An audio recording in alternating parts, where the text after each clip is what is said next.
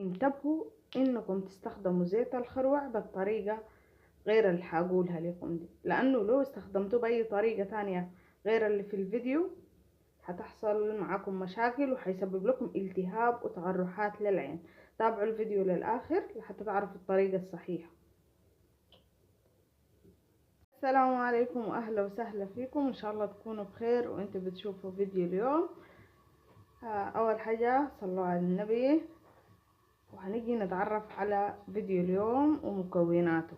في فيديو اليوم هنتكلم عن الطريقة الصحيحة اللي بنستخدمها لزيت الخروع لتطويل الرموش وتكثيف الحواجب بطريقة طبيعية وحلوة جدا جدا. وبعدين زيت الخروع ده آمن جدا جدا، يعني انتوا بس تستخدموا الطريقة اللي هقول لكم عليها دي، طبقوها نفسها بتحصلوا على النتائج الرائعة بدون اي مشاكل.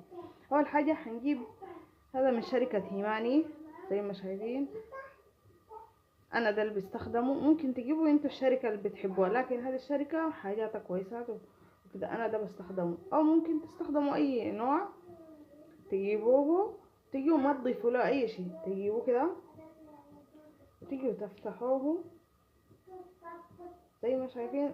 قوامه شوية كثيف، وزي ما شايفين قوامه كده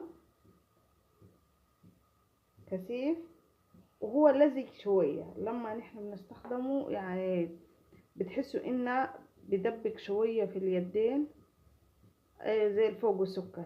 هنيجي نجيب القش بتاع الأضان او ماسكارة تكون نظيفة.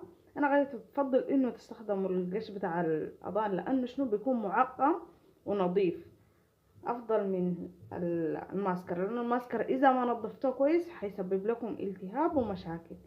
وهتيجي تاخدوا شوية وتحطوا على الرموش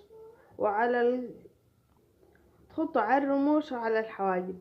بس انتبهوا انتبهوا انتبهوا انكم تحطوا زيت الخروع وتخلوه يدخل على العين، لانه هيسبب لكم التهاب في العين وتقرح. هو بيطول الرموش، بيسبب لكم التهابات.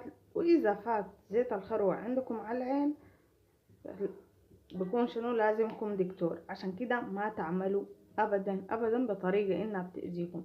حاولوا تخطوا، حتى ممكن تستخدموا اليد نفسها، اليد تكون يدكم نظيفة وتاخدوا شوية وتحطوا من الجذور، بس ما توصلوه للعين جوا، وتحطوه على الرموش وعلى الحواجب.